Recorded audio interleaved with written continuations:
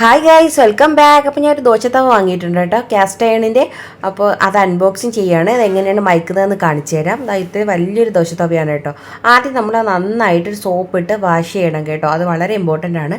അപ്പോൾ റണ്ണിങ് വാട്ടറിൽ ഞാൻ നന്നായിട്ട് വാഷ് ചെയ്തെടുത്തിട്ടുണ്ട്. അടുത്തായിട്ട് അടുപ്പത്ത് വെച്ച് ചൂടായതിന് ശേഷം ഞാൻ അതിലേക്ക് കുറച്ച് സൺഫ്ലവർ ഓയിൽ ഒഴിച്ചെടുക്കുകയാണ്. എന്നിട്ട് സവാള ഇട്ടിട്ട് നന്നായിട്ട് വാട്ടിയെടുക്കുക. നിങ്ങളുടെ കയ്യിൽ നല്ലെണ്ണ ഉണ്ടെങ്കിൽ അതായിരിക്കും ബെസ്റ്റ് കേട്ടോ. എൻ്റെ കയ്യിൽ നല്ലെണ്ണ ഇല്ല. അപ്പോൾ സവാള നന്നായിട്ട് മൂത്തതിന് ശേഷം അതൊന്ന് തുടച്ച് വൃത്തിയാക്കി കൊടുക്കുക.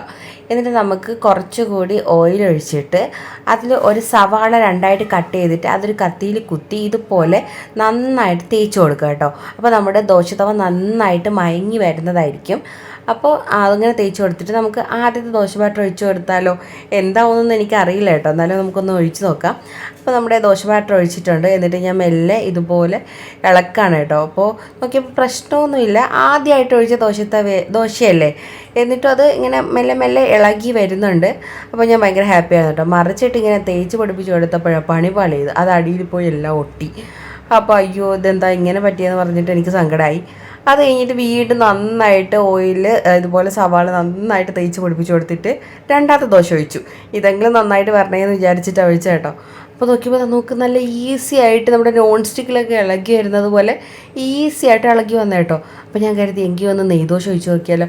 അങ്ങനെ നെയ്ദോശ ഒഴിച്ച് നോക്കി, അത് നല്ല സ്മൂത്തായിട്ട് ഇളകി വന്നടോ.